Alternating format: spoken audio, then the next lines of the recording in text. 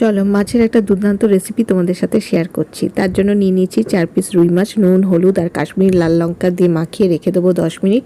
আর এদিকে একটা পেস্ট তৈরি করে নেবো ধনেপাতার, নিয়ে নিয়েছি ধনেপাতার ডাঁটি সমেতই, টেস্টটা ভালো আসবে।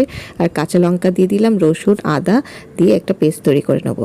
এইবার এদিকে তেল গরম করে নিয়েছি, অবশ্যই সর্ষের তেল। মাছগুলোকে এবারে ভেজে নেবো, বেশ হালকা লাল লাল করে ভেজে নেবো উল্টে পাল্টে। মাছের টুকরোগুলো ভাজা হয়ে গেলে অন্য পাত্রে তুলে রেখে দেবো। এবার ওই মাছ ভাজা তেলের মধ্যে দিয়ে দিলাম দারচিনি স্টিক আর গোটা জিরে, একটু নেড়ে চেড়ে দিয়ে দেবো কুচনো পেঁয়াজ।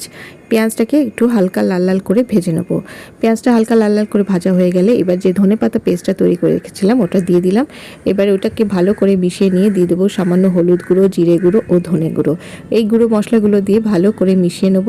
আর তারপরে দিয়ে দেবো ফ্যাটানো টক দই। দইটা দেওয়ার সময় কিন্তু ফ্লেমটা অবশ্যই লোতে করে দেবে। তারপর দইটা ভালো করে মিশে গেলে দিয়ে দেবো স্বাদ মতো নুন, দিয়ে দিলাম পরিমাণ মতন জল, যতটা কাই তোমরা রাখতে চাও ততটা রাখবে। টেস্টটা ব্যালেন্স করার জন্য দিয়ে দিলাম সামান্য চিনি। এইবার একটু ফুটে গেলে দিয়ে দেবো ভেজে রাখা মাছগুলো একটু উল্টে পাল্টে 5 মিনিট ফুটিয়ে নেবো।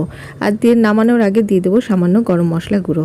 ব্যাস, এইবারে ফ্লেমটা অফ করে ঢাকা চাপা দিয়ে রেখে দেবো 2 মিনিট স্ট্যান্ডিং টাইমে। তারপর একটা সার্ভিং প্লেটের মধ্যে আমি সার্ভ করে দেবো। আর গরম গরম ভাতের সাথে এই মাছের ঝালটা দারুণ লাগবে। কেমন লাগলো রেসিপিটা আমাকে কমেন্ট করে জানিও। টাটা।